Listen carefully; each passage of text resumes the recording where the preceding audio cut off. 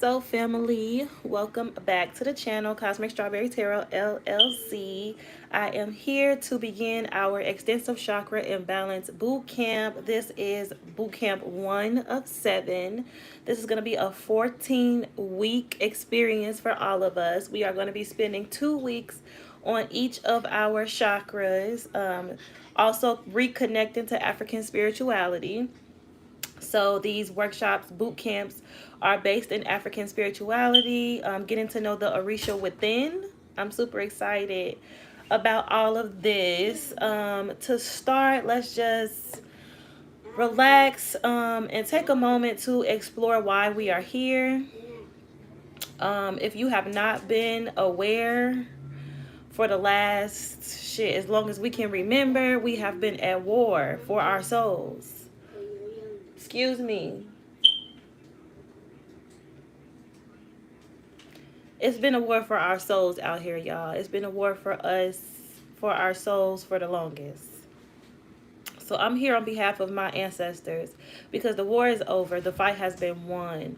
And it's time for us to reconnect to who we are at the foundation of who we have always been, like to our core, to our souls.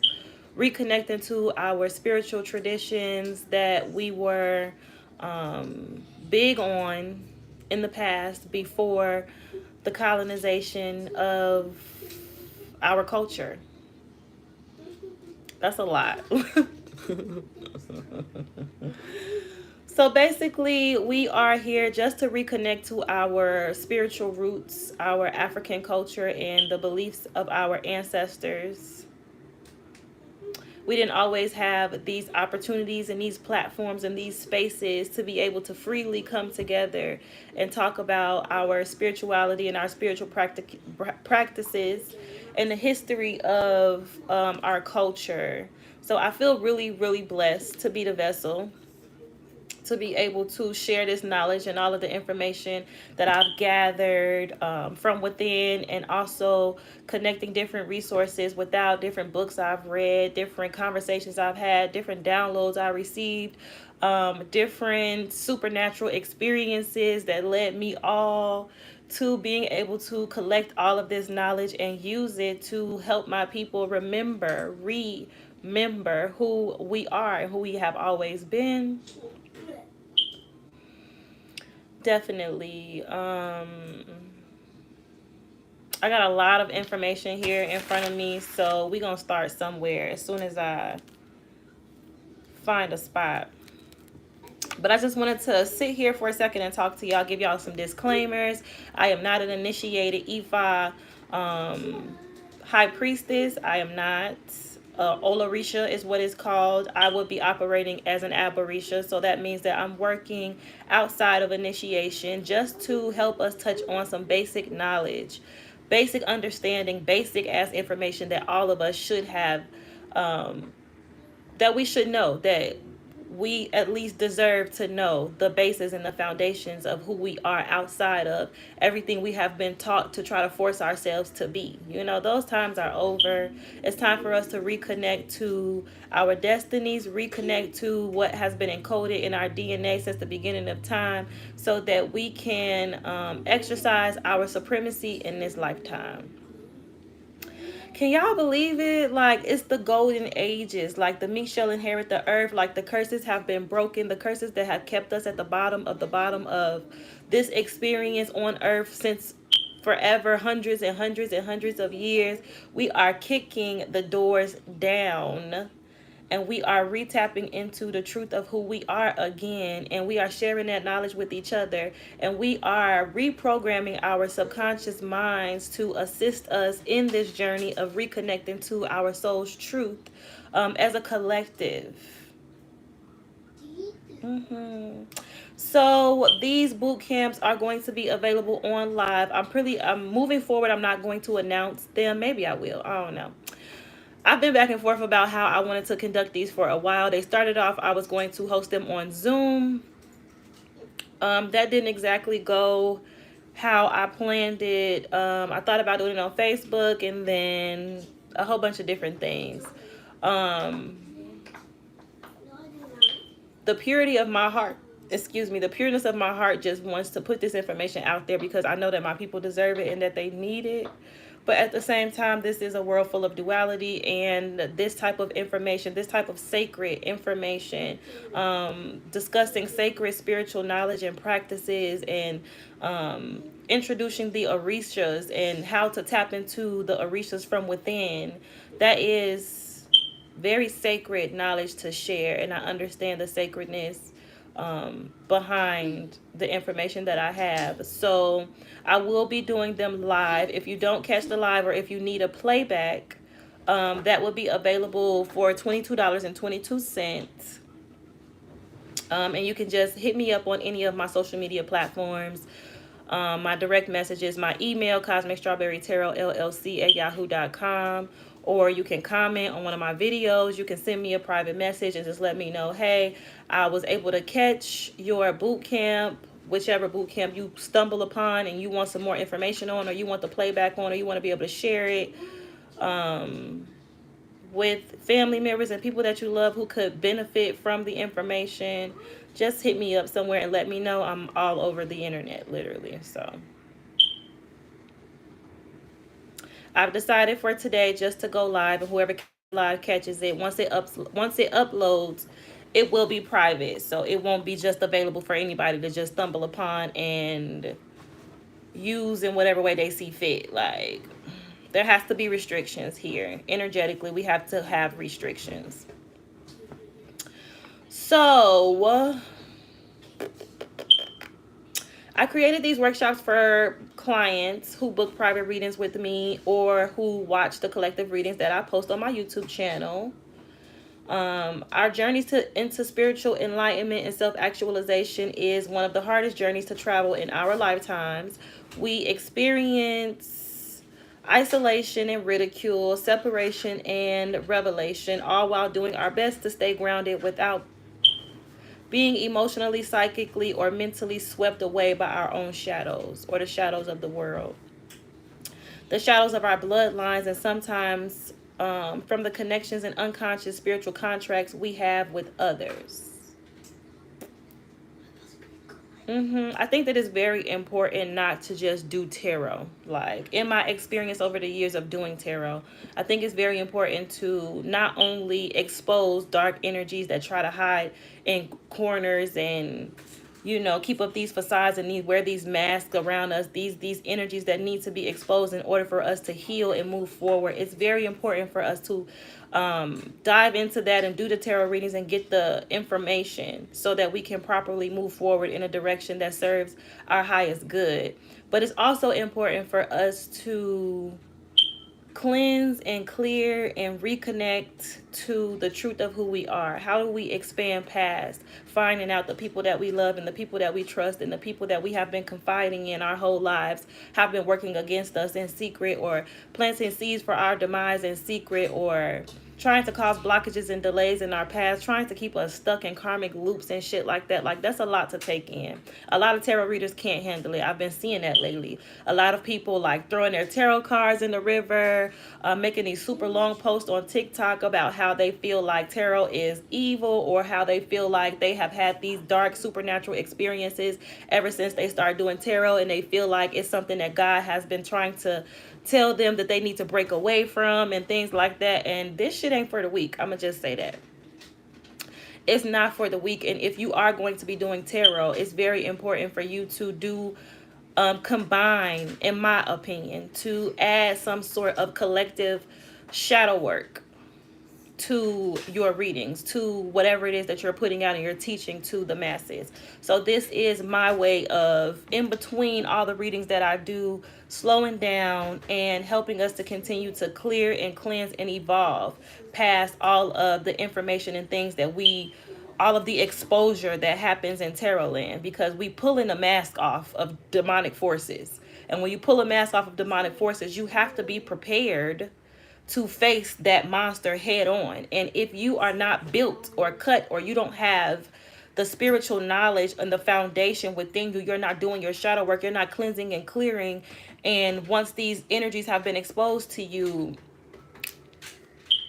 you're gonna go through some shit for sure. Times could get really dark when you pulling masks off people and you ain't really equipped to face that thing head on. So every now and again, we do our extensive chakra imbalance workshops. This one is a boot camp this time. So, um, hey, love, I see my BFF. Like, come on.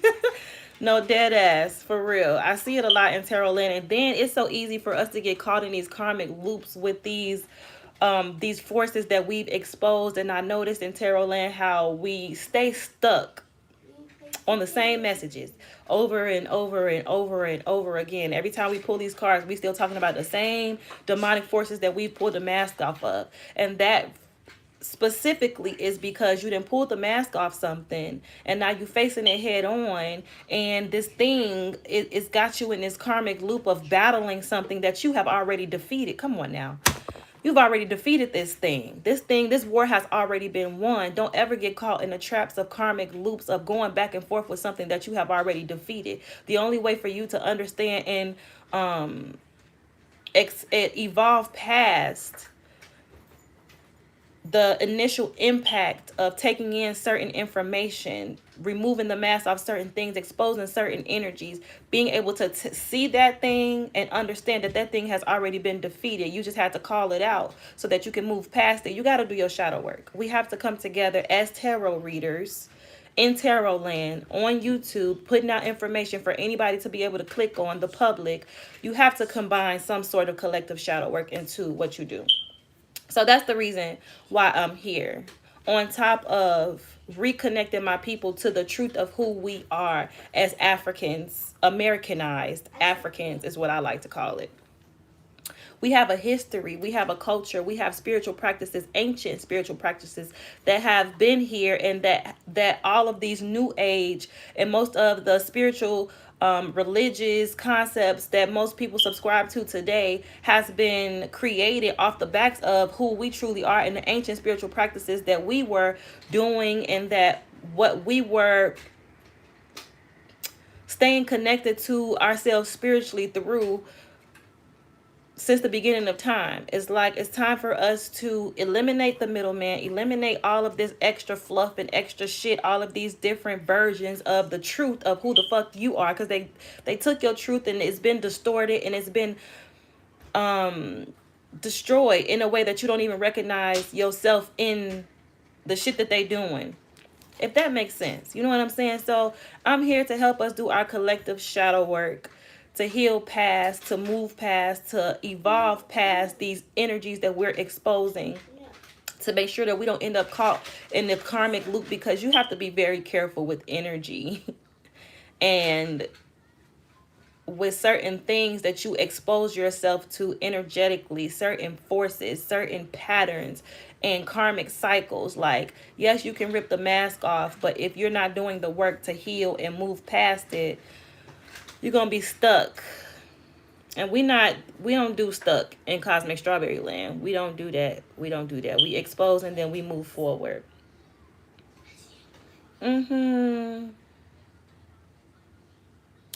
Personal readings, or even the collective readings with me, can be extremely intense and even triggering for most.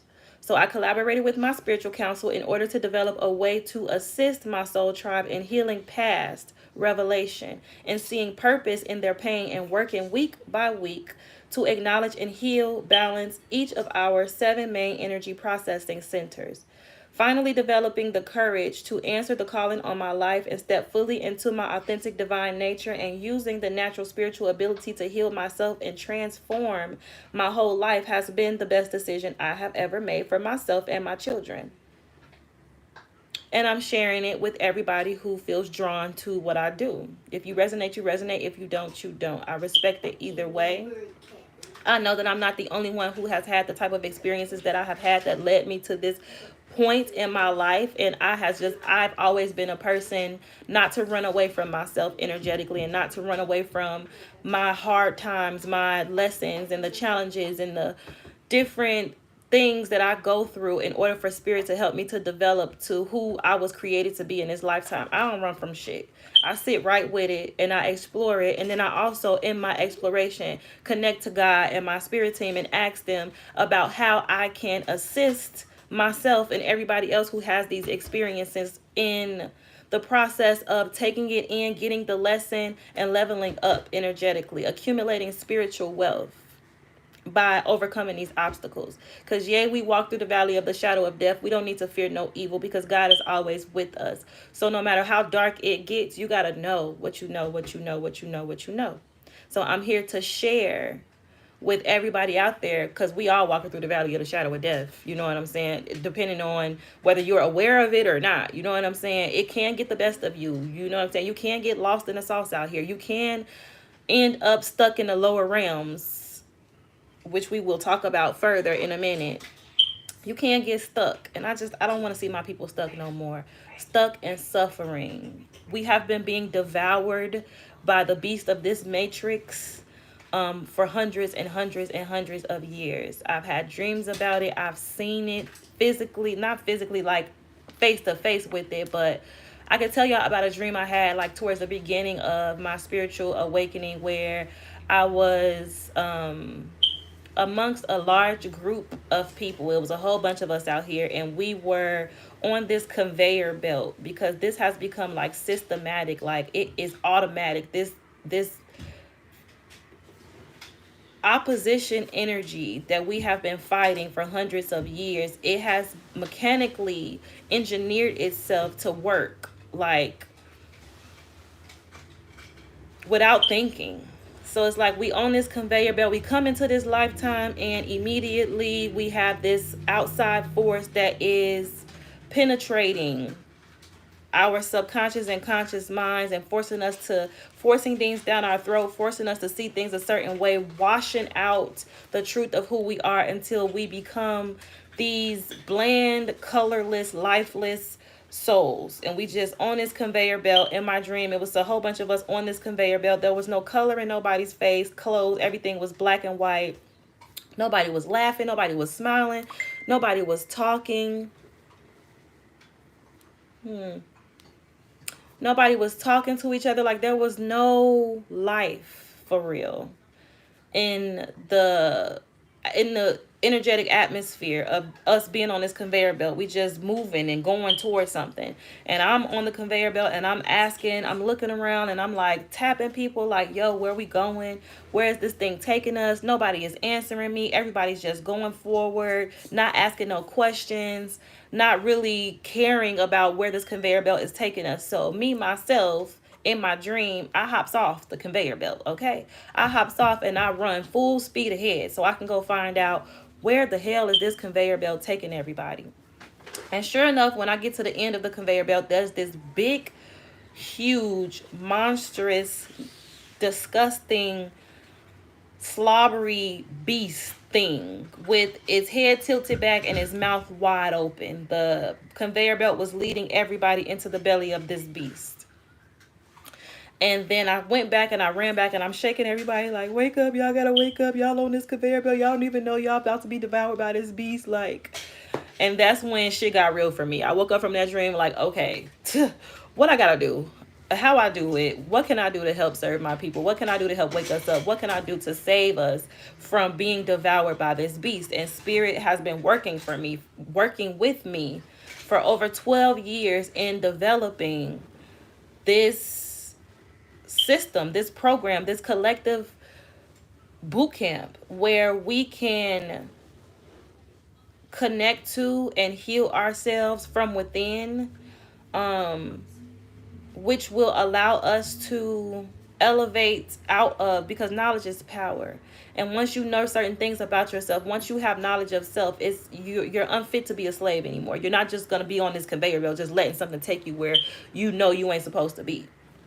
So that was how I ended up getting here in the first place. Of course, I've had many other dreams like that and supernatural experiences and all type of shit out here I've been going through for the last 12 years in order for me to get to this point of being able to put this together like this. So for the next 14 weeks, as we do the work to acknowledge and heal and balance our 7 energy processing centers, as we evolve, acknowledge and heal and love our way into integrating our higher and lower selves together, just bear with me, stick it out. I highly encourage that you stick it out. So I want to start with, because we are rerouting these workshops back into African spirituality, we are going to start with a prayer real quick before I dive all the way into the information that I have for us this boot camp around. A prayer to my Ori. I got so much shit going on, y'all. I got a lot of shit going on. So real quick, a prayer to our Ori. My Ori, it is you. Ori, I hail you, you who always remembers your devotee. You, okay, and your Ori is you. I'm sorry if you don't know that already. Your Ori is your higher self. Your Ori is where all your power lies in this lifetime. This is the energy of yourself that you have been so heavily conditioned and distracted from connecting to and being aware of, and allowing it to guide you in this lifetime to exactly who God created you to be. This space and time that we live in is designed to distract you and keep you as far as possible away from ever remembering who you are and tapping into your higher self to this extent, and being able to receive your higher knowledge, your higher guidance from your higher self, your spiritual counsel, to lead you to being able to even come across information like this. So if you've made it, first of all, if you've made it to this video, fucking shots out to you. I love you so much and I'm so proud of you. Keep asking questions, keep seeking knowledge, keep working on yourself spiritually to help you connect to like minds and find and stumble across information like this to help you further your evolution to your higher self in this lifetime. So back to the prayer, my Ori, it is you. Ori, I hail you. You who always remembers your devotee. You who gives blessings to your devotee more quickly than other deities.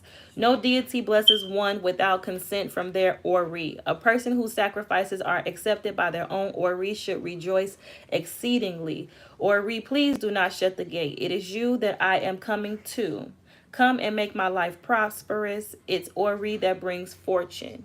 Ashe, ashe, ashe. And of course, we will go dive deeper into getting to know the Ori in our final boot camp, because workshop boot camp 7 is our crown chakra, which is connected and governed by our own Ori. So I'm super excited. That's like one of my favorite ones, because when I first did this and I incorporated the African spirituality and the Orishas from within in these boot camps, and I got to that 7 crown chakra, and come to find out that the highest power in this lifetime for me is my higher self. Like, it blew my mind. It blew my mind. It blew my mind, because we are taught, for one, from the jump, that God is some force outside of us that is looking upon us, this big giant judgmental energy that's looking upon us and judging us harshly on whether we were able to live without sin, and whether just the type of person we were able to be in this lifetime. And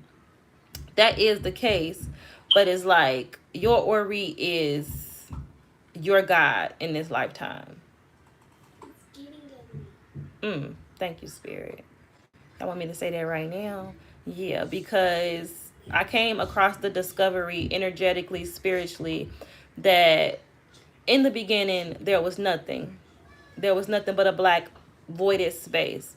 God, Almighty God, spoke things into creation. Let there be, and things were.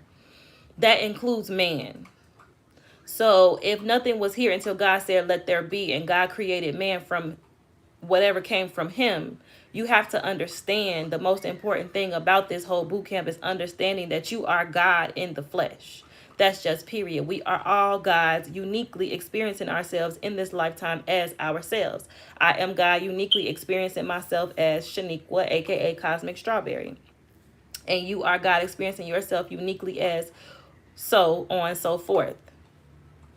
So when you have that understanding, you can tap into and connect to your higher self, your Ori, and understand that you have a direct line of communication, a direct line of defense when you operate in the lower realms. And that connection is the fact that you are God, experiencing yourself uniquely as yourself. So then the second prayer I want to say is to Eshu, because Eshu is the gatekeeper of worlds between us physically, us physical humans, and the forces and powers that be. Eshu, protect my family, protect the initiates of the temple, and me also. Let me not be moved against the people, and let not the people be moved against me. Grant me long life, grant me peace, grant me elevation of my consciousness. Grant me the ability to use my own hands. Eshu, I salute you. Ashe, ashe, ashe. So let's get to what did our ancestors really believe in? Long, long, long, long, long ago, when this all first started, around the time when God was creating all of this, what did our ancestors back in those times believe? There is an inner specialized knowledge that is hidden in the bodies and souls and spirits.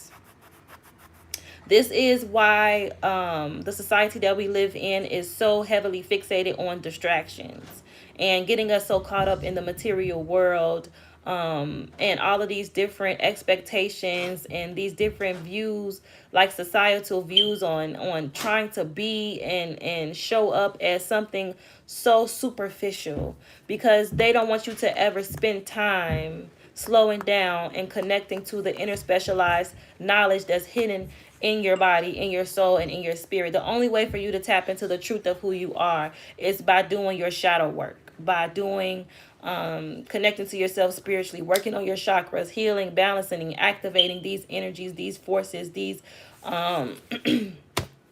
seven wheels of energy that are in your body.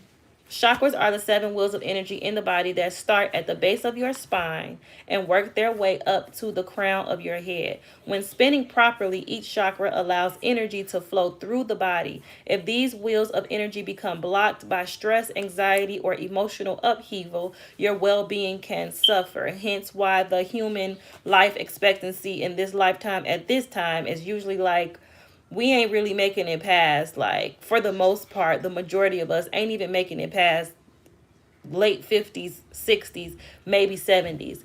Because when you are not tapped into yourself spiritually and you're not doing the work that needs to be done on the condition of your soul, you're operating solely out of ego.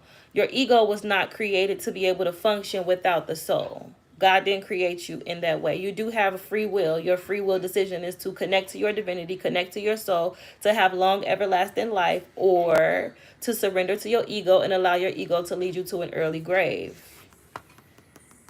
Your ego, your physical being, does not have the intelligence on its own to operate for long periods of time without self-destructing.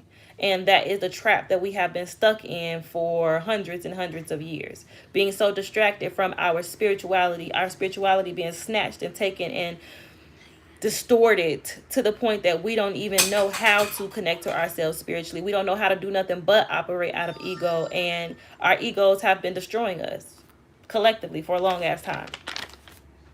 So I'm here to bring you back to who you are, bring you back home to the truth of who you have always been spiritually.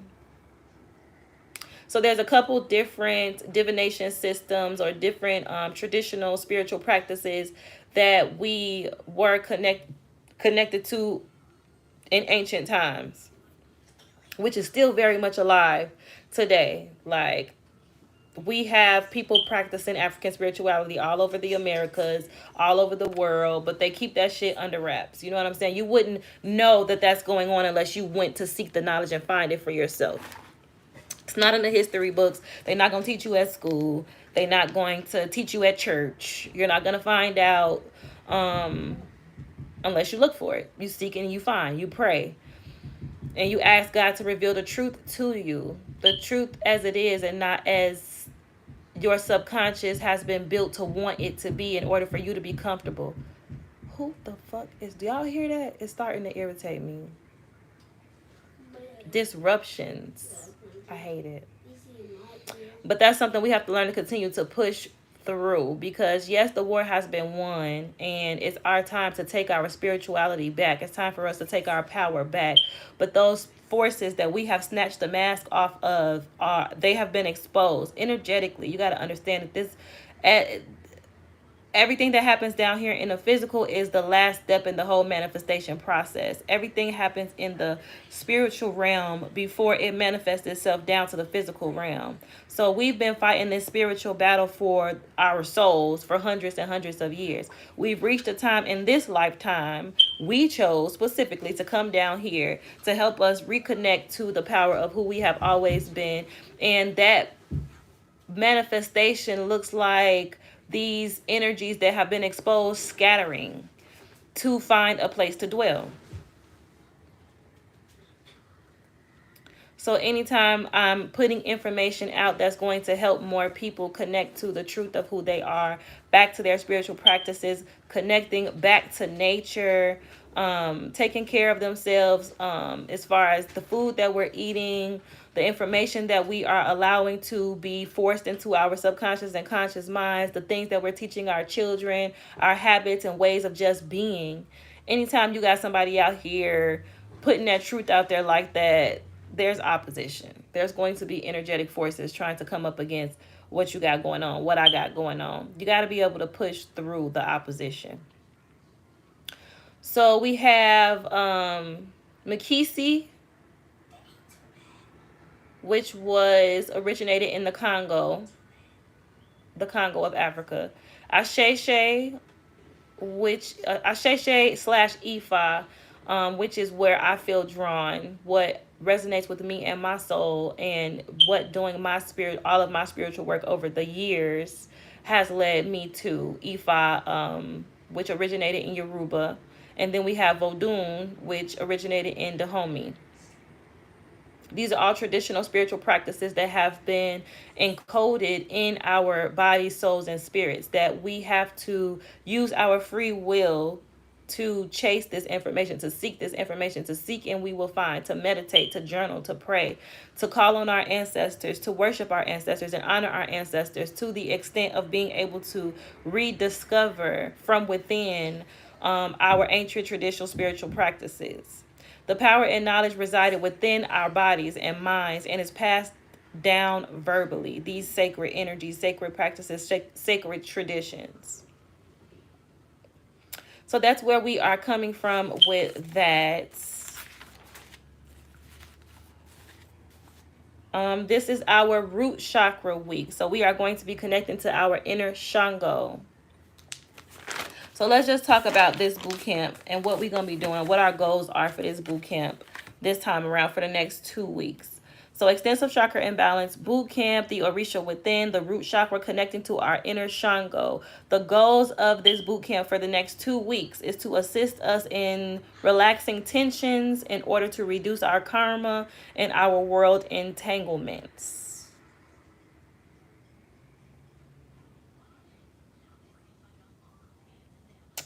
The foundational knowledge of seeking purpose and not allowing someone to force you to believe your purpose is something else. Like, how do I explain that better, Spirit? If you're not taught or you're not connected to the truth of spirit, the true spiritual practices, because we all are spiritual beings having a human experience, right? We are all spiritual beings having a human experience. If you're more so connected only to your human experience and not your spiritual experience, it's hard for you to really be tapped into the truth of who you really are as a spiritual being. And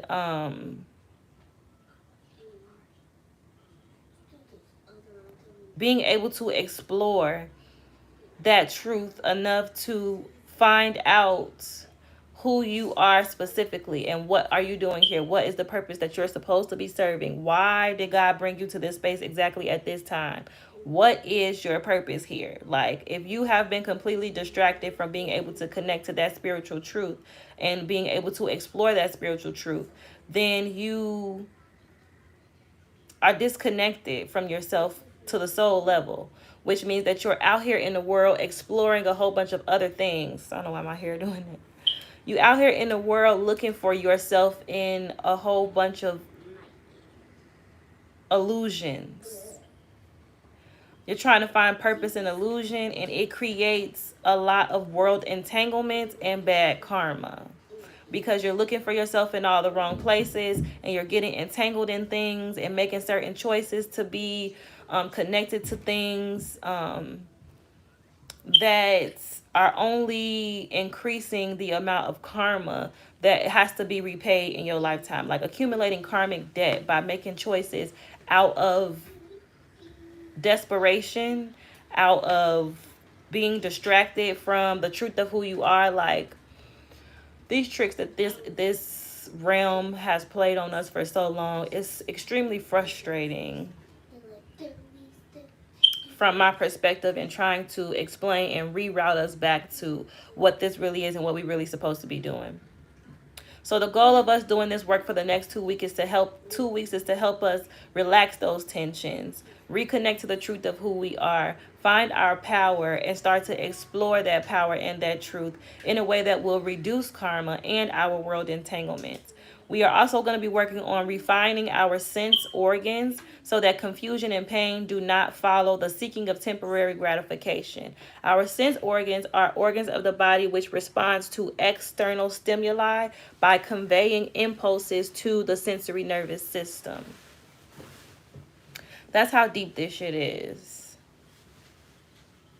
It's certain things in this world that certain aspects, certain things that we've been exposed to believe that it's a normal thing or it's a way of being that literally is killing us from the inside out. So we're going to be working on refining our sense organs and the certain type of stimuli we allow ourselves to engage with in this lifetime that will cause confusion and pain.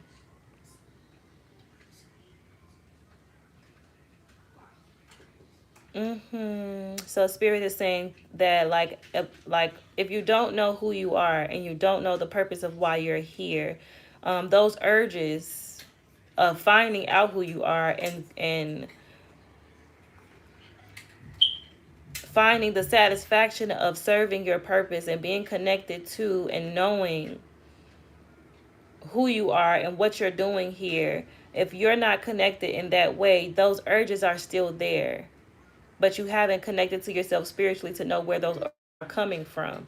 So then you are exposing yourself and engaging in certain things, certain stimuli, external stimuli that is influencing sickness and the shutting down of your organs from from outside, being engaged in outside forces and outside stimuli that you were never even supposed to be connected to or engaging in or being a part of in the first place. But you wouldn't know any better because you have been so far gone and distracted into this matrix reality that you engaged in shit, you watching shit, you listening to shit, you reading shit, you eating shit, you all type of shit that you weren't even supposed to be connected to at all, and it's slowly but surely definitely destroying your body from the inside out. We are also going to be working on guarding against polluting our sensory organs through overindulgence. We are going to be working on acting wisely and with moderation.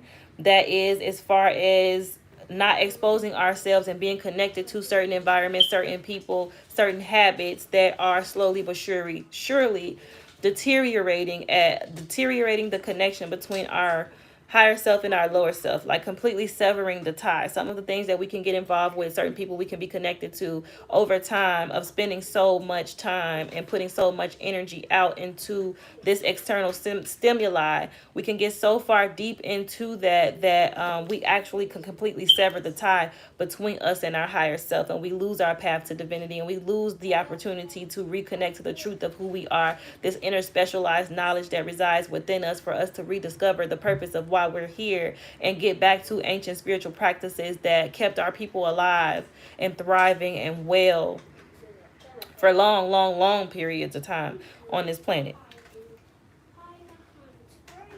We're also going to be working to seek liberation from the lower realms.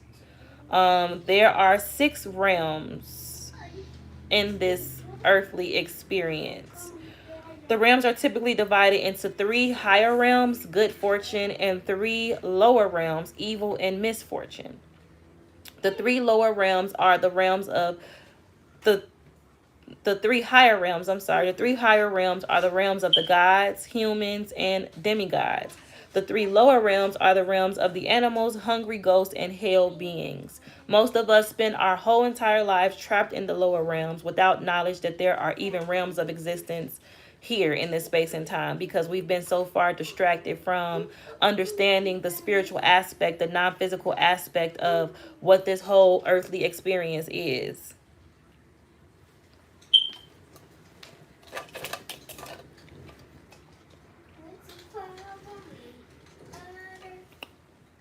And that is to piggyback off of that dream that I told y'all I had when we was on a conveyor belt and we were unconsciously just being led into the mouth of this beast, the belly of this beast, because we've been so completely distracted from the spiritual aspect of ourselves. It's like they forced us to believe that spirituality is dark. Our ancient spiritual practices of our ancestors was dark and evil and something that we should shy away from, run away from, stay far away from. And in that, instilling that fear in us, it just makes us automatically either you're going to tap in and connect to the ancient practices of your ancestors to reconnect you to the truth of who you are so that you can elevate and evolve your ego, your subconscious and your ego to the higher realms, or you can remain trapped. That's your free will decision. That's crazy. We not staying trapped in the lower realms, okay? We not staying trapped. So the next 2 weeks we're going to be focusing on liberating ourselves, evolving our consciousness, doing the shadow work that needs to be done for us to resolve certain karmic debt that keeps us energetically trapped in the lower realms, where we can't energetically and subconsciously evolve out of certain ways of experiencing life. Like, we are also going to be working on our root chakra and connecting to our inner Shango to guard against violent behavior based on insecurity and to help us to become more motivated towards self-development. The goal of Yoruba involvement is stated clearly by Oromila. Oromila is the Orisha who governs our third eye chakra. We'll get to Oromila a little couple weeks down the line. The whole point of being connected to your spiritual African spirituality and the African spiritual practices of your ancestors is to assist you in achieving all of these goals. These are just root chakra goals. This is just the beginning.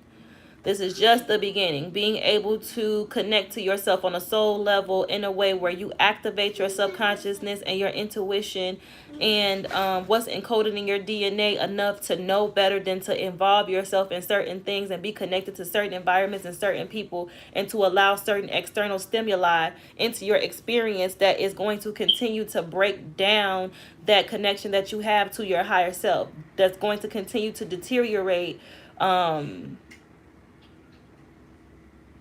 that line of communication between you and your higher self. Like, I love that about God, because it's like you come into this space and time and your memory's completely wiped clean, and you have to go through this path of traveling through the valley of the shadow of death, all of the lower realms, being able to overcome the challenges, being able to stay connected to the truth of who you are and push forward through all of your challenges to help you to develop in character. And you travel through the lower realms connecting to African spiritual practices and the goal of Yoruba involvement to assist you. Yes. Oh, thank you, Spirit. I love when they tap in like and talk to me straight up. It's like Earth is the lowest realm of existence in the entire universe. It's one of the lowest, if not, yeah, the lowest realm of existence in the entire universe. But Earth is school for the human being, and it helps us to evolve into the higher realms, to pay karmic debt, to break curses on our bloodlines, to save each other, to retap into the truth of who we are and shine that light of truth into our environments, into our communities, to assist as many of our brothers and sisters in spirit, in evolving past being stuck in this lower realm and being consumed and devoured into the belly of this beast that's here. So I'll be having deep ass questions like, why even come down here in the first place? Why even lower ourselves to this extent to even travel this realm? But it's because God, the Most High God, the goal is to bring heaven to earth. And earth is the only place where we can incarnate and actually have physical experiences, where we can incarnate into a physical body and we can have conversations and communications with each other. We can taste things. We can use our sensory organs to experience ourselves in a slowed down, so much like a slower version of ourselves, to the point that we can talk and have conversations, we can eat food, we can have orgasms, we can bear children. It's like the only way for us to be able to experience ourselves to that extent, because that's all God wanted. God creation wanted to experience itself in this way of being able to taste and smell and touch and love and embrace this experience. So in order for us to be able to do that, this was a very low vibrational space filled with darkness and evil, because it's a lower vibration. Anything that is of a low vibration is connected to the lower realms. The lower realms are filled with the animals, hungry ghosts, and hell beings. But light overcomes all darkness. So we incarnate into these physical bodies to have this physical experience, but there's a process that we have to go through of remembering who we are as the light and connecting to that light to bring as much of that light into the darkness as possible, in order for us to continue to elevate the consciousness and elevate the planet to a higher form of existence, so that we can experience heaven on earth. And that's lit. Like, in order for us to ever be able to experience heaven on earth, we have to walk through the valley of the shadow of death. We have to remember who we are. We have to use our inner light to shine that inner light into this space in order to transform it into exactly what God has created, or is trying to create it to be, through us individually, through his unique selves. Like, I remember one time I had this vision. I don't even think I was dreaming. I think I was whole ass awake. And I saw God sitting in his chair, and he was in this room, and he was all being almighty, all supreme and powerful. But the energy of God is so supreme, it's so powerful, it creates worlds. Okay. And it's like God can not transmute. He can incarnate into so many different forms. Like, I can see it. I'm literally seeing it right now. Like, God sitting in this space, and like, to make it fathomable to us in our human form, sitting in this space and being like twiddling his thumbs and just feeling like, how can I experience myself in a way that I can enjoy the power of who and what I am, and being able to manifest itself into human bodies and all of these different aspects of the universe. Like, I just saw God before sitting in this chair and just manifesting itself into a whole bunch of different things, into the trees, into the grass, into the birds, into the bees, into the humans, and just really enjoying the interaction that he got to have with himself by manifesting itself. And I say he loosely as fuck, because there's no gender. God doesn't carry a gender. It's just a supreme powerful energy. But anyway, back to the whole goal of Yoruba involvement in the human experience, period, is about helping us to develop Iwa Peli. Iwa Peli is divine and balanced character. Iwa Liwa is oneness with all things. Iwa Lei, which is righteous living without regression. And the culmination of these principles in one's life results in becoming an Inayangiti. An Inayangiti is a transcendental human. Transcendental human is basically I gotta tell y'all the exact definition of that because I don't know where my other phone is at. But just being able to transcend space and time, being able to connect to divinity and transcend the lower realms, transcend the darkness to connect to the light in this physical reality. In addition, the devotees of Ifa Yoruba, we are not devotees, but most of us feel a very strong pull to work earnestly and tirelessly to advance the world to a state of transformed goodness, or Ipokiri. Keri. Transformed goodness is Ipokiri in African religious Ifa language communication, basically. So that's what we're going to be working on for the next 2 weeks. We're going to be working on this through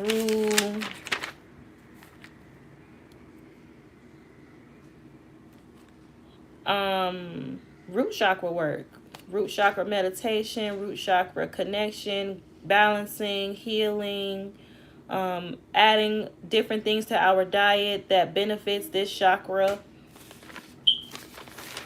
so that we can activate the power within us.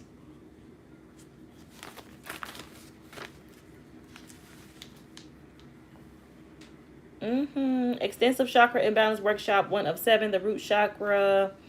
It's located at the base of our spine. It provides you with a base or foundation for life, helps you feel grounded and able to withstand challenges.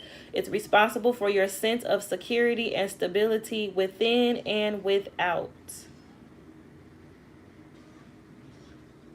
So imagine not being connected to yourself in this aspect and not having this sense of internal security and not feeling grounded within yourself, not having a base foundation for life at all, just kind of wandering around in the world with no connection to spirit. Like, this world will eat you alive. Either connect to your spirit or the world will definitely eat you alive. To set our intentions for the next 2 weeks, we are grounded like our ancestors. Our roots are safe and protected, and we are exactly where we are supposed to be. We are connected with the energy of Mother Nature, Earth, and our energy is balanced. We show up for our communities in whatever ways that we can. We are here to feel protected in this world. We have a right to be here. When we are grounded within ourselves, our presence is a gift to everyone who gets to be a part of our lives.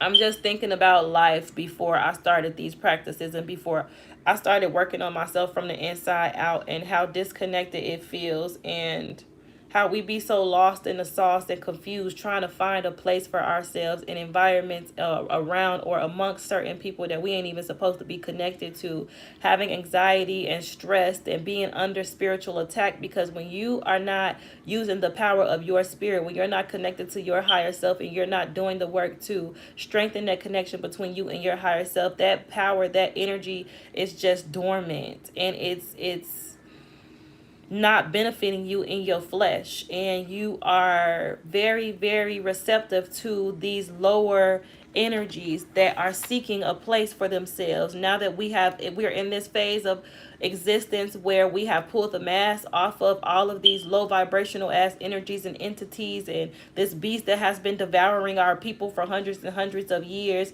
energetically, if you're not doing the work to ground yourself and know who you are and what you're doing in this lifetime and connecting to the guidance of your higher self, you are somebody who vibrates low enough for these energies to incarnate, or not incarnate, but to possess.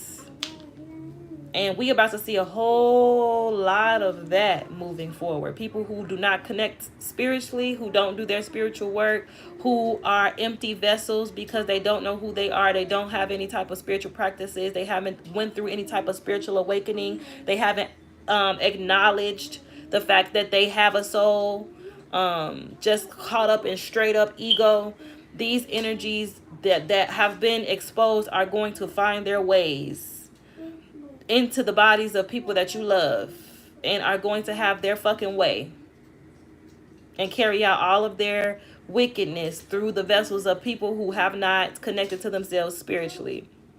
Like this shit, I can't express it enough how important it is to acknowledge and do your work on a soul level to heal. The most important job, the most important substantial thing that you can pour your energy into in this lifetime is working on the condition of your soul, the relationship between your higher self and your lower self. Before you get out here in the world trying to make it and be somebody, who the fuck are you and why are you, who you out here trying to be? You know what I'm saying?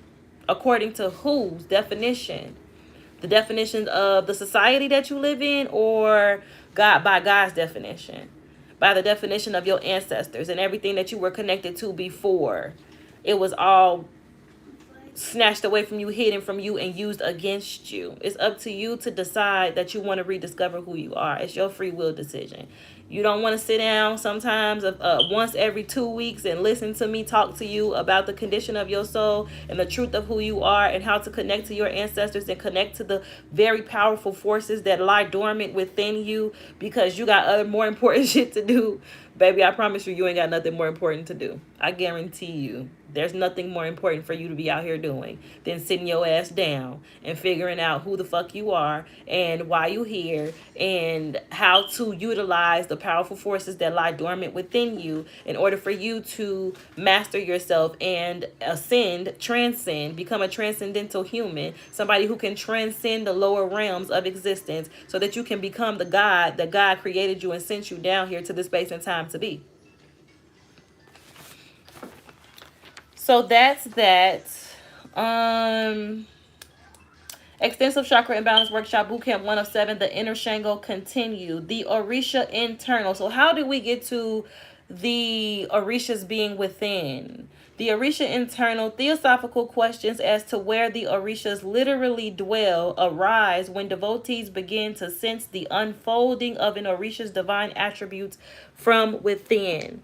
The more work you do on shedding the conditioning that you've gone through all the way up until this time, like our children are not going to have to do this work. Like our children, because of us sitting here and doing this work now, they are going to they're going to start coming into this world with this basic foundation of knowledge of self. We were not granted that same privilege because we have just broken these curses. We have just come out of this darkness. This war has just been won.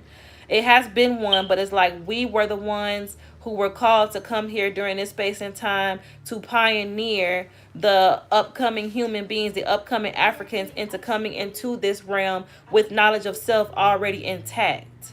We weren't given that privilege, so it's up to us to rediscover, to shed and break down our subconscious minds and conscious minds, whatever we've built our whole entire existence and our identities around, being able to recognize the distortment and the fault in our ways enough to say, all right, I need to recondition myself. I need to relearn who I am. I need to remember who I am. I need to tap in and really rediscover who the fuck I am and what's encoded in my DNA. The truth of who all of us are is literally encoded in your DNA. And you will start to feel that once you start to do your spiritual work, you start doing your shadow work, it starts to be revealed to you. You're going to experience or sense the unfolding of an Orisha's divine attributes from within. The Orishas as messengers, helpers, and patrons act through the devotee for the sole purpose of the devotee's transformation, purification, and enlightenment. In order for you to come back into the truth of who you are and remember who you are, these Orishas act as messengers and helpers and patrons for us to connect to receive the guidance that we need to rediscover who we are. The Orisha as a term is actually the combination of two Yoruba words, Ori, which is the reflective spark of human consciousness embedded in human essence, and Sha.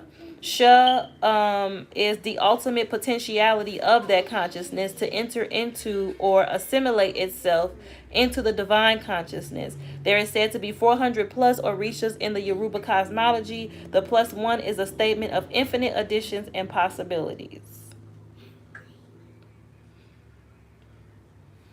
So let's talk about, because I got books, Orisha books. I got a lot of different shit to work through.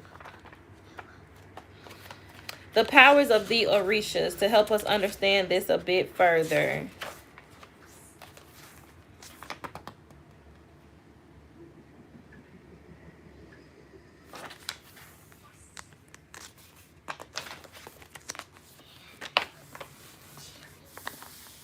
So we're going to talk about the practice of Santeria, which is what Ifa Yoruba religious concepts has,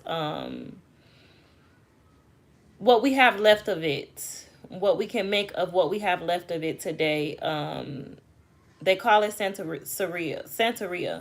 Santeria is an Afro-Cuban religion based on an amalgamation between some of the magical religious beliefs and practices of the Yoruba people and those of the Catholic Church. In Cuba, where the Yoruba proliferated extensively, they became known as Lusumi, a word that means friendship. Some authorities believe that the word Lusumi is derived from Akumi, which means I am Aku, a term that describes the Yoruba in Sierra Leone. So another foundational reason for why I'm teaching these workshops is to help those of us who have absolutely no connection to our ancestors. Like, we don't know the truth of who we are at all. Like, some of us are so far disconnected from our ancient spiritual practices that we don't know. I've heard of Ifa and Orishas and things like that for a long time, but it's not something that I'm ready to just go out and be initiated in right now, because I'm seeking this knowledge, and I'm still in the process of seeking and becoming comfortable with this knowledge. This is about getting to know African spirituality before, in a way that makes us feel comfortable in being devoted to the practices of African spirituality. So this is like a beginner's basic foundational knowledge of who you are and where you come from and what has been encoded in your DNA. Santeria is known in Cuba as La Religion Lusumi. That is the Lusumi religion, the original Yoruba language interspersed with Spanish terms and corrupted through centuries of misuse and mispronunciation, also became known as Lusumi. Today, most of the Lusumi terms used in Santeria would not be recognized as Yoruba in southwestern Nigeria, the country of origin of the Yoruba people. So Santeria is a Spanish term that means a confluence of saints and their worship. Liza, you too loud. These saints are in reality clever disguises for some of the Yoruba deities known as Orishas. During the slave trade, the Yorubas who were brought to Cuba were forbidden the practice of their religion by their Spanish masters. This is how we got to combining it with the Spanish people, because we were taken from Yoruba and forced into slavery in Cuba, where we were forbidden to practice our religion by our Spanish masters. In order to continue their magical and religious observances safely, the slaves opted for the identification and disguise of the Orishas with some of the Catholic saints worshipped by the Spaniards. In this manner, they were able to worship their deities under the very noses of the Spaniards without danger of punishment. The same syncretic phenomenon took place in Brazil, where the new religion thus born became known as Candomblé and Macumba.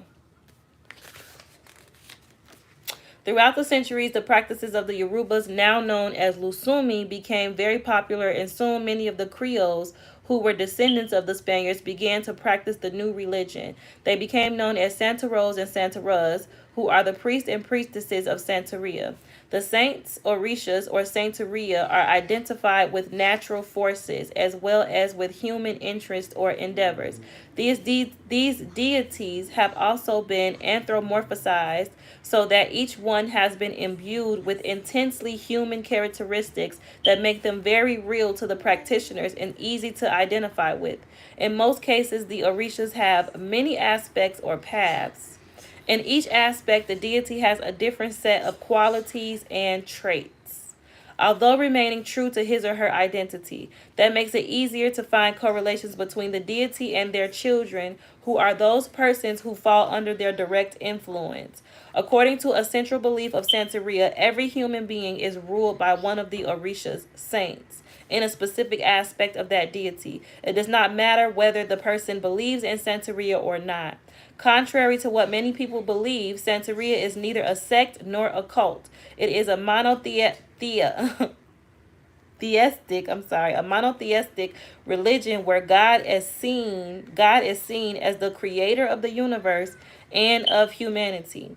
The Orishas syncretized with Catholic saints are repositories of God's powers and the mediators between humanity and the supreme being.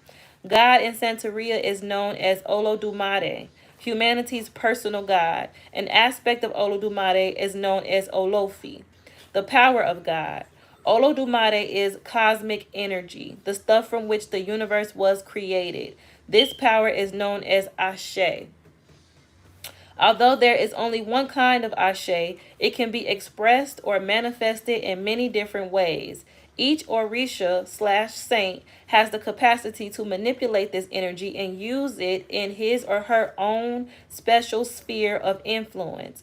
The Orisha Oshun, for example, identified with Our Lady of La Caridad del Cobre, manifests her Ashe as love and the capacity to bring about union between two people. She can also transform Ashe into gold, which is another of her attributes. The main purpose of the practitioners of Santeria is to acquire Ashe in order to achieve their desires. To get Ashe, it is necessary to give Ibo, an offering, to the Orisha who controls the object of one's desires. An Ibo may be a cleansing, an offer of fruits, or the Orisha's favorite foods. According to Santeria's beliefs, the Orishas become, okay, so this is about animal sacrifice. I can read that just so y'all know and understand. The practice of animal sacrifices has given Santeria much undeserved negative publicity. The majority of the animals sacrificed, most of them chickens and roosters, are eaten by the Santeros after their rituals. Those which are not eaten are used during rubbing rituals to cleanse an individual of illnesses or what are considered dangerous vibrations. At no time do the Santeros engage in sinister practices such as human sacrifices. On the other hand, the Santeros do not believe in conducting animal sacrifices routinely. According to Santeria's beliefs, the Orishas become heated and displeased when animals are given often and indiscriminately. Therefore, the most common offerings are fruits and favorite foods. Only when the Orisha demands it or accepts it is an animal sacrifice given. This usually happens when a person's life is believed to be in jeopardy, but the Orisha must approve the sacrifice before it can be offered. So that's just some extra background information on understanding who the Orishas are and how they have been hidden in other religious practices that were accepted, like in the process of them taking our spiritual practices from us. We were forbidden to practice and worship our ancestors and the Orishas, so we had to find a different way to worship the Orisha and keep our spiritual practices alive, in a way that our slave masters didn't know. But in 2023, we don't have to hide anymore.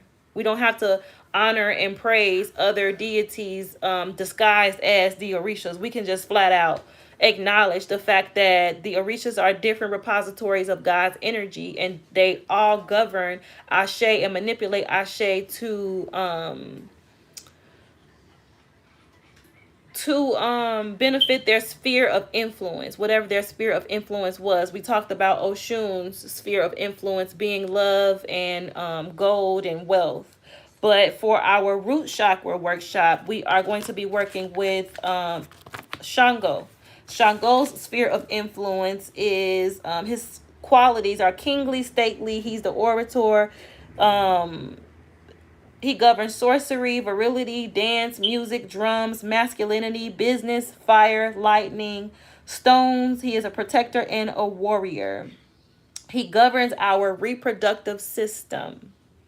He also, from within, is the ruler of bone marrow and our life force, our chi energy. Our life force is the force or influence that gives something its vitality or strength, the spirit or energy that animates living creatures and the soul. So the energy that animates itself into your physical body and becomes whoever you are is governed by Shango.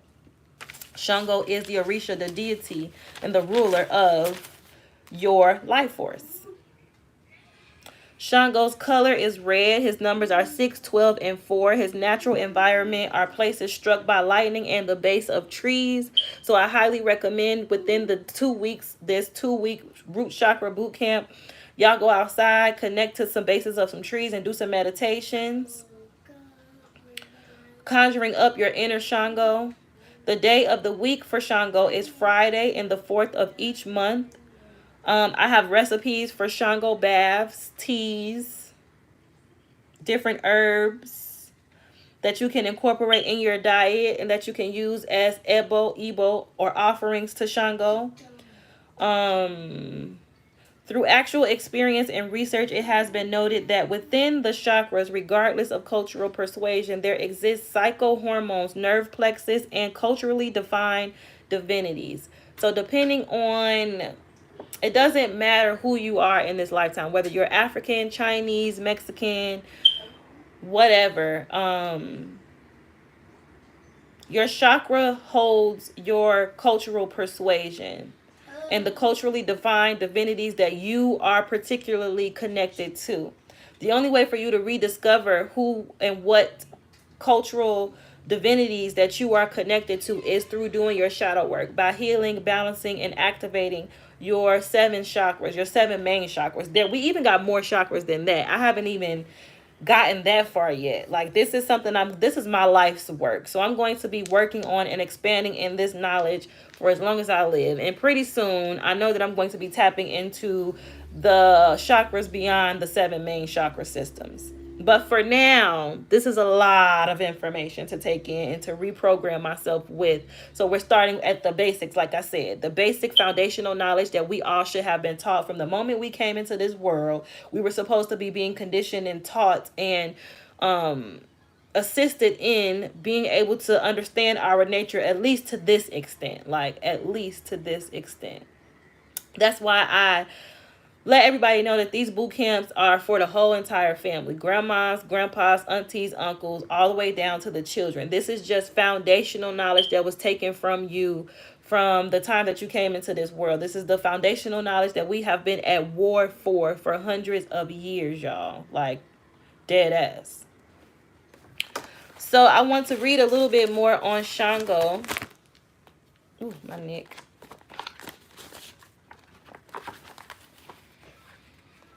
Shango has many paths, and in each path he has been syncretized with a different Catholic saint. Of all the various identifications of all the various identifications, that of Saint Barbara is the best known, but he has also been identified with Saint Mark, Saint Elijah, Saint Expeditus, Saint George, Saint Jerome, and Saint Patrick. So again, when we were taken from our land and forced into slavery, we were stripped of our spiritual practices. We were forbidden from worshiping and honoring our ancestors and working with the orishas. It was completely forbidden. So in order for us to stay connected to our spiritual practices, our ancestors had to hide. the orishas in the synchronicities and identities of other saints that were accepted. So you can see Africans worshiping or connecting to honoring Saint Barbara, but really and truly, secretly, they were honoring Shango. We don't have to honor our ancestors and reconnect to these divinities in secret anymore. We can come straight out and share this knowledge with each other, which is what I'm doing now.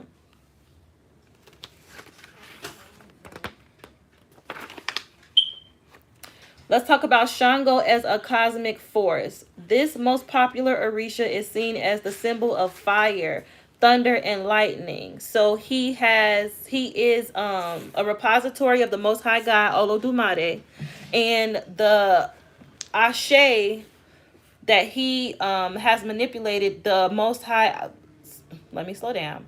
So there's the Most High God, the supreme, all-knowing, all-being Most High God. That is the stuff in which the whole universe was created from. That's what God is. It represents. God has repositories of himself, of itself, in the form of these orishas. And these orishas govern certain aspects of the human experience in this her earthly realm. In the earthly realm, God's repository, Shango, uses his Ashe, the cosmic force. He is the symbol of fire and thunder and lightning. So anytime you see fire, thunder, lightning, that is Shango's Ashe manifested into this reality. He is the embodiment of passion, virility, and raw power. When the Santeros hear thunder rumbling, they say Shango is galloping across heaven on his white horse. And it's so crazy because the thunder that we heard last night was like, I'm gonna be honest with you, it was the most powerful and most like the loudest thunder I've heard in my life. Like it penetrated through, like I felt it in my body. It was so powerful. And that was Shango um galloping across heaven on his white horse. I love that.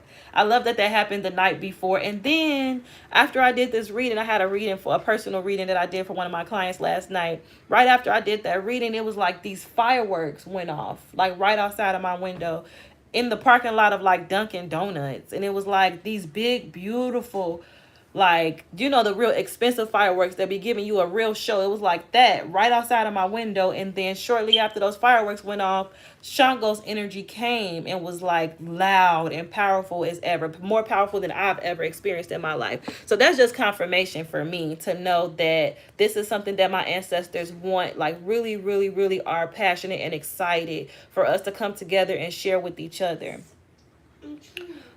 He also symbolizes dancing, war, and all the virtues and imperfections of human nature. Shango's representation. Santeria envisions Shango as a powerful man of supernatural beauty and sagacity. He is noble, hardworking, courageous, a staunch friend, a great healer, and a clever witch. But he is also quarrelsome, boastful, and incorrigible. Oh, an incorrigible womanizer. So the Orishas are not just all love and light, y'all. They have light and darkness within them, which I love because we were always conditioned to believe that we had to live these perfect, sinless, righteous lives, and that there is no room for dark aspects of yourself, like not giving any attention or any, not really trying to completely shun the darkness that's within us. We all carry light and darkness within us. You know what I'm saying? So tapping into your inner Shango, tapping into the energy of African spirituality and the Orishas, you got to understand that they are not just all love and light, okay? Shango was a womanizer, a gambler, and a consummate liar. In short, Shango is a rake, but a charming and generous one. The Orisha is visualized dressed in white knee-high breeches and a red cassock embroidered with gold, braid, and cowrie shells. He wears a turreted crown, which in Africa and Brazil has long strings of colored beads that hang over his face, shielding it from view. Like all the other Orishas, he has the three tribal Yeza drawn on his cheeks. The central theme of Shango's cult is based on his power, which may be creative, destructive, medicinal, or moral. This power is centered in his staff, which generally depicts a woman with a double-edged axe balanced upon her head. The axe is a symbol of Shango's thunderbolt, which is also the source of his energy. It is double-edged because it can either create or destroy, as in Santeria, the shrines of Shango in Oyo, the Nigerian city where his cult originated. I don't like that they're saying cult, because we talked about how these magical African religious practices and being connected to African spirituality, and Santeria is not a cult. It's not a cult. But again, this is information that we have the best of what we have. Oh, thank you. I love you. We have these.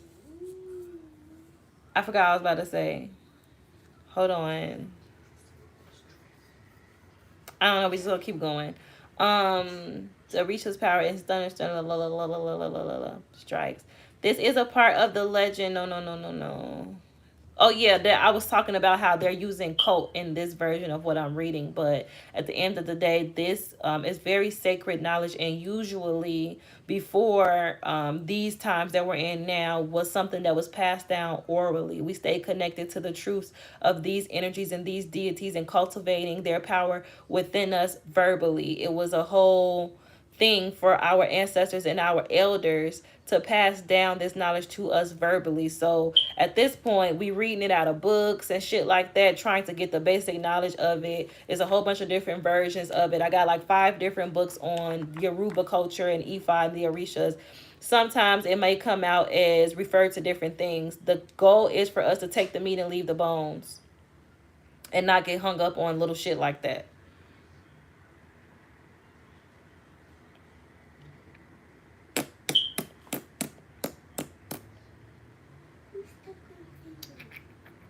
I'm trying to see if this is even, because I feel like we could go ahead and move on to Shango's Paraki.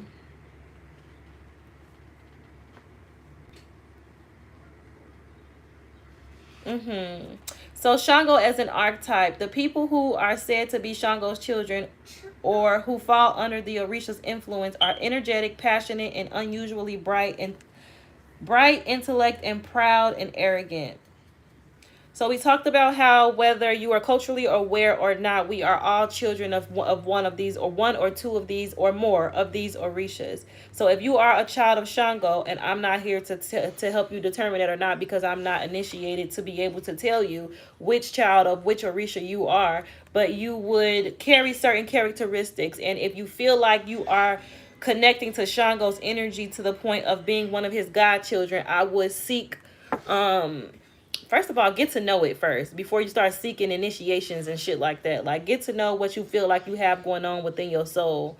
And once you get a basic knowledge of understanding what this all is and how it relates to you in your life right now, you can determine if you want to go a step further to finding you an Olorisha or finding you a Baba to help you become initiated and discover who your godparents are. But typically, people who are said to be Shango's children who fall under the Orisha's influence are energetic, passionate, of unusually bright intellect, proud and arrogant. They do not tolerate opposition to their ideas and are prone to violent explosions of anger. Men are notoriously quarrelsome and confirmed womanizers, and are fond of partying and gambling, often leading a dissolute life. These people are also extremely generous and will readily part with their possessions in order to help someone. The Shango archetypes are often highly creative and or artistic, and rarely fail to leave a lasting impression on those who meet them. And then they have all the different paths of Shango. And we talked about that at the beginning, where we said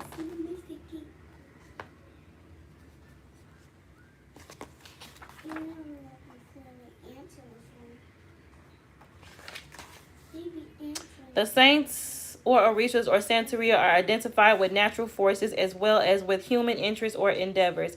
These deities have also been anthropomorphized so that each one has been imbued with intensely human characteristics that make them very real to the practitioners and easy to identify with. In most cases, the Orishas have many aspects or paths. In each aspect, the deity has a different set of qualities and traits, although remaining true to his or her identity. So Shango is always going to be Shango, but just like how we always say we got like ulterior,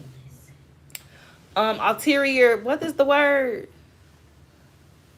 Hold on, it's at the tip of my tongue. Like like alternate personalities, like alter egos. It's like the same type of shit, but like in a deified way.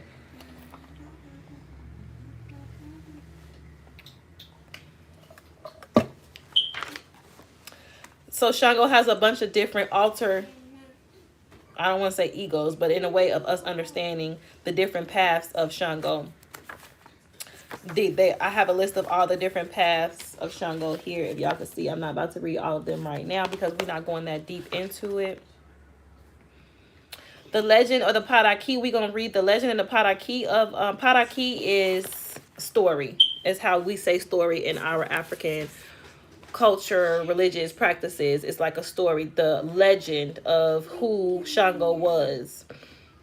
The legend of Shango, there are innumerable parakis about Shango. Among the Yorubas, he is said to originate in the land of Oya, where he was the fourth king.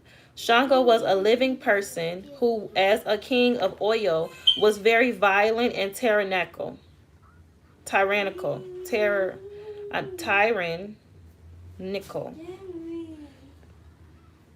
Okay, and very fond of witchcraft. One day, a spell he was casting on his enemies backfired, and a bolt of lightning fell on his palace, killing his wives and children. Desolate, the king hung himself, causing vilification and scorn to fall upon his name. Shortly afterwards, his kingdom became the target of destructive thunderstorms, and his former subjects, fearful of Shango's wrath, began chanting, Obakoso. The king did not hang, upon which the phenomenon ceased. This brought about the deification of the dead king, who with time became identified with Jakuta, a deity known as the stone thrower. Jakuta is the guardian of morality, and whenever people break Olodumare's laws, he punishes them by hurling down stones of fire. Shango, the man, became identified with Jakuta, the deity who represents Olodumare's wrath. Some scholars say that Shango comes from the land of Takua, where he is known as Ogado Makalunike.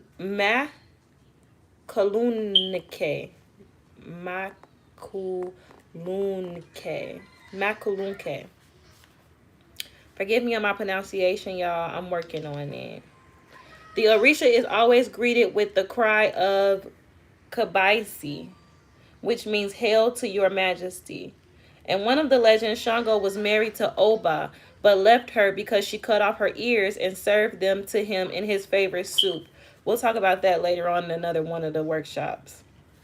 This repulsive action was inspired by Oya's ill-intended advice, who wanted the thunder god for herself. So we know that Shango was a womanizer. He had a whole bunch of different wives, and Oba was one of his wives that was madly in love with him, but felt like she wasn't getting enough attention from him. So she asked another one of his wives, like, what are you doing to keep Shango's attention? What are you doing to get him to love you and see you and, you know, give you the attention that you want from him? And Oya, one of his wives, was like, I don't know why you asking me that. Like, I'm really finna tell you how to get more attention from my man. Like, Oya sent her ass right all the way completely off. And she told Oba to cut her ear off and serve it to him as like a sacrifice to express her love. But that was not the way, because Shango was completely repulsed by her doing that.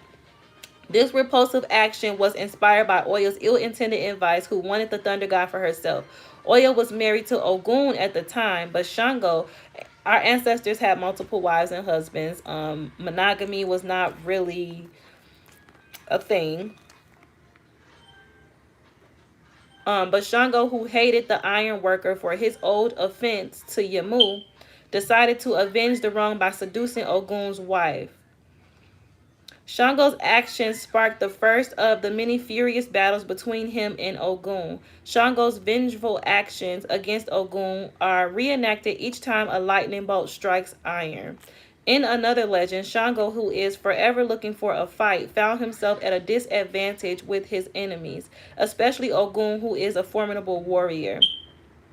He went to speak with Osane, who is a great witch, and asked the Salvan deity for an invincible weapon.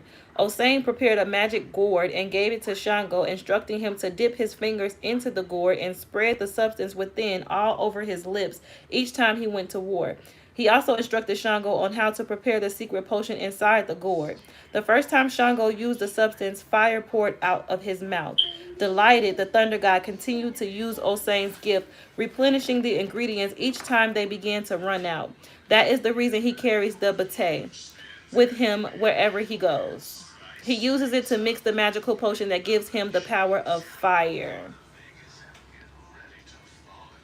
Mm-mm-mm. So overall, that is just us getting to know the deity and the energy of Shango and the energy that governs the power of our life force. You are always meant to use the dark to assist you and get into the light. So yes, Shango has positive and negative aspects to himself. You have positive and negative aspects to yourself.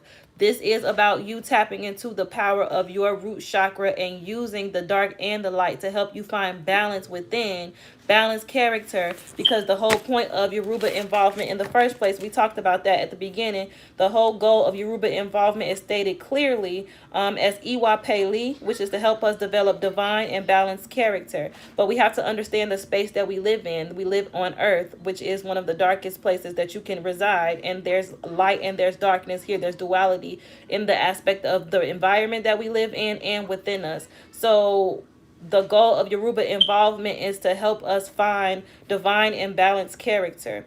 Iwa Liwa, which is oneness with all things, and Iwa Lei, righteous living without regression.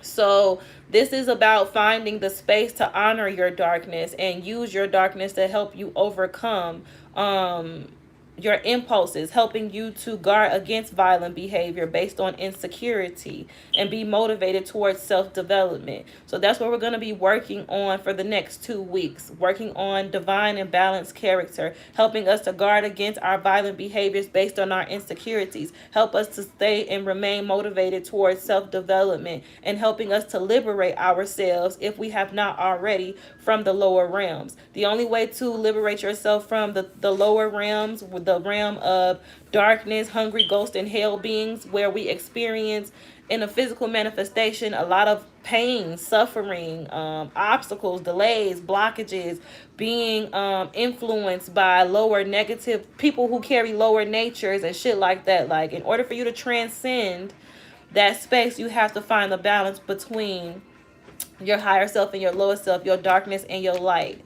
And that's where Shango's power and energy can be beneficial to us. Learning these stories about how Shango let his dark side get the best of him is supposed to influence you to find power and control over the darkness within you, and not to let it overtake you to the point of your own demise, because that's something that Shango, the Paraki of Shango, the legend of Shango, teaches us, so that we can tap into this divine and balanced character. And then moving forward, I have a couple different things I want us to carry out within the next 2 weeks. We have 2 weeks to work on this. So this was just a whole like informational session, rerouting the boot camps back to African spirituality so we can get in tune with our ancestors to assist us, give us that involvement that we need to help us achieve these goals within ourselves, so that we can transcend the lower realms and become transcendental humans, Inai and Giddies. Being able to transcend the darkness and turn to the lights and be a powerful force for love and light in this reality, to tap into the three higher realms of existence where the gods and the demigods and the humans reside, rather than living our lives in being cursed and being fed to the mouth of this beast that has been devouring us for centuries because we didn't have this foundational knowledge, basic knowledge of how to go about tapping into ourselves spiritually and balancing the darkness within us and not letting that darkness to overtake us. We need this work. We need spiritual practices. We need to know how do we overcome the urges. Like, if you don't know what you shouldn't be, like, what type of external stimuli you should not even be connecting to, what type of connections you should not even be dealing with, like, if you don't know these things based off of the history of who you are and the ancient practices and legends of your people, you don't. A man without a history is what? A man without culture, a man without. There's a saying about that, about being disconnected from your culture, being disconnected from your ancient practices of who you are, how that leads you to be lost and to be led astray by whatever the fuck they tell you to be led astray by, whatever outside influences that has the power over you, since you don't have the power over yourself, like being utilized against yourself, your birthrights being stricken and taken and used against you. It's just no bueno. So we are reintroducing ourselves and our spiritual work back to African spirituality so we can continue to evolve and transcend. So I'm going to end the root chakra basic foundational knowledge here. But over the next 2 weeks, I'm coming back maybe tomorrow because we have prana work to do, y'all. We have to talk about the 5 pranas and which of the pranas connect to our root chakra. I can read that real quick.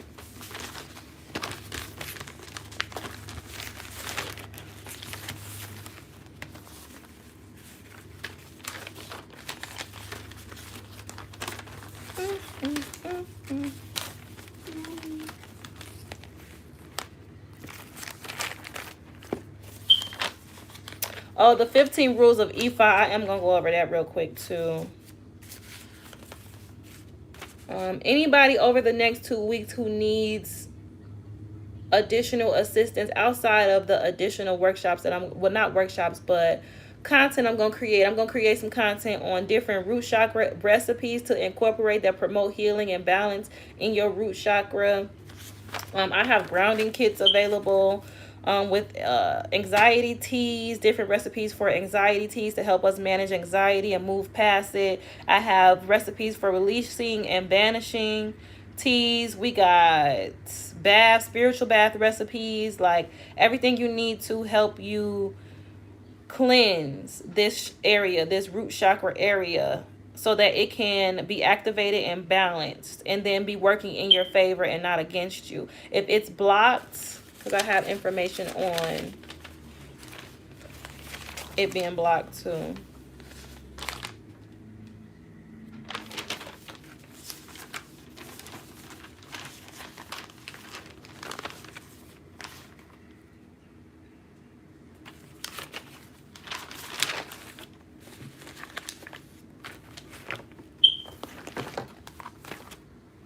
So when your root chakra is balanced and right and functioning the way that it's supposed to, you feel safe, secure, and trusting. Life may throw some curveballs, but you swing at them with an unconditionally good attitude. Unexpected parking ticket, you'll shrug it off. You know what? I'm lucky I haven't gotten more.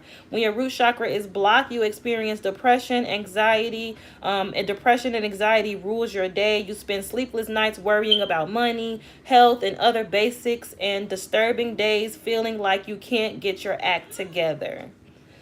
When your root chakra is overactive, you have anxiety spins. Your anxiety spins into paranoia. You experience greed and control. This is the realm of hoarding and eating disorders. A whole bunch of no buenos. when you haven't done the work to connect to and tap into and balance and heal your root chakra, the energy processing center gets overworked or it's blocked completely, and you don't get to experience the benefits of it being balanced. You don't get to feel safe and secure inside yourself. Like, this is the work that we're doing to help you find balance and healing within yourself, so that the outside lower realms are not influencing you to be paranoid and feel anxiety all the time. Those being in that energy begins to manifest as sickness within your body, and then you start having problems with your reproductive systems, and your lower extremities are starting to malfunction, and your whole body start falling apart from the inside out, because you're not tapping in and healing and doing the work that you need to do spiritually.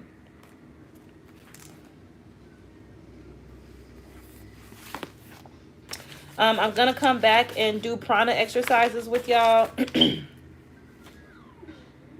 We got some root chakra journal prompts that I want to share. I'm probably just going to post that on a community board, like when I find time today or tomorrow. Just some root chakra journal prompts to aid in self-discovery and as a focusing tool to ease stress and identify patterns that will show up to help you figure out if it's blocked or overactive or underactive, whatever it is. We got journal prompts that we're going to share, prana exercises. Prana is the breath of life, your life force energy, the energy that is governed by Shango, your spirit energy, your vitality and power. Prana is the foundation and essence of all life, the energy and vitality that permeates the entire universe. Prana flows in everything that exists. Prana is the connecting link between the material world, consciousness, and mind. It is what makes life and the material level, which makes life on the material level possible. Prana regulates all physical functions, for example, the breath, the supply of oxygen, digestion, elimination, the breath, the supply of oxygen, digestion and elimination, and much more. Receiving energy from the universal flow of prana, distributing that energy, and then eliminating it. If a person or a something has a healthy, harmonious vibration, we say there is good prana here.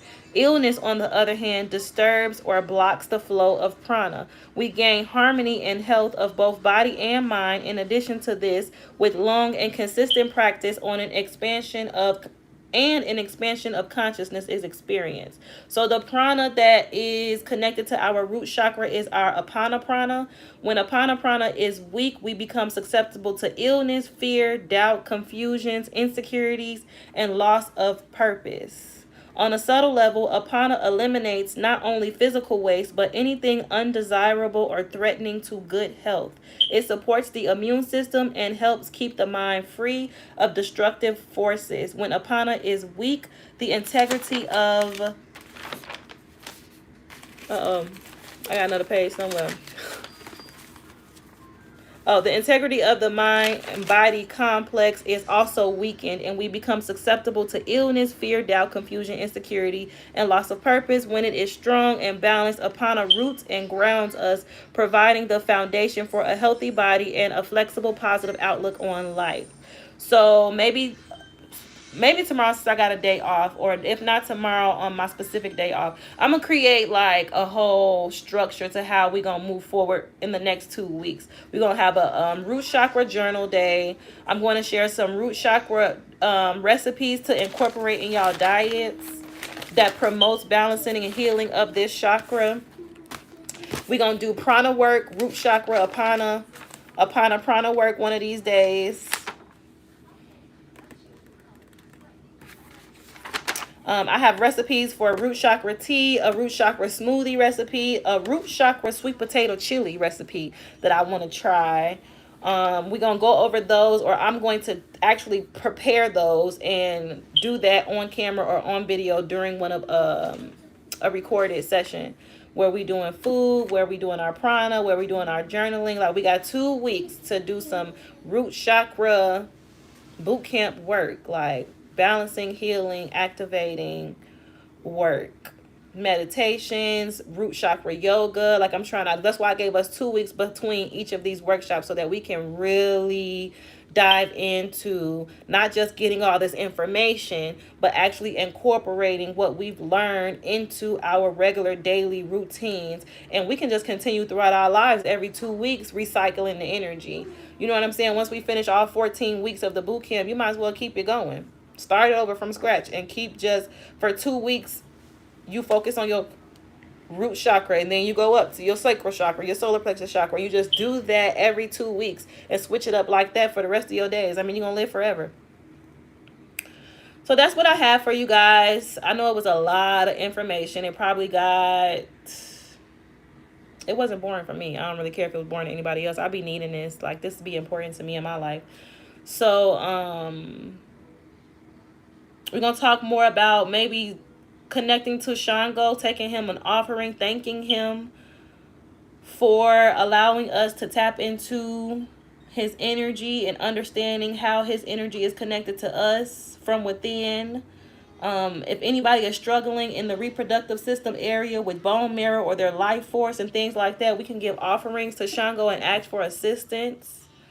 We sure can. I'm willing to do any and all of that for you guys. I am accepting donations. Once this video ends, it's not going to be available for free anymore. If you want the playback, it's $22.22. And anybody else that wants to access it from this point is $22.22. And that's that. I'll be back for more root chakra work. But that's what I have today. I love you guys so much. It's been 104 minutes and 51 seconds. I'll be thinking it's going to be shorter than it is and ain't.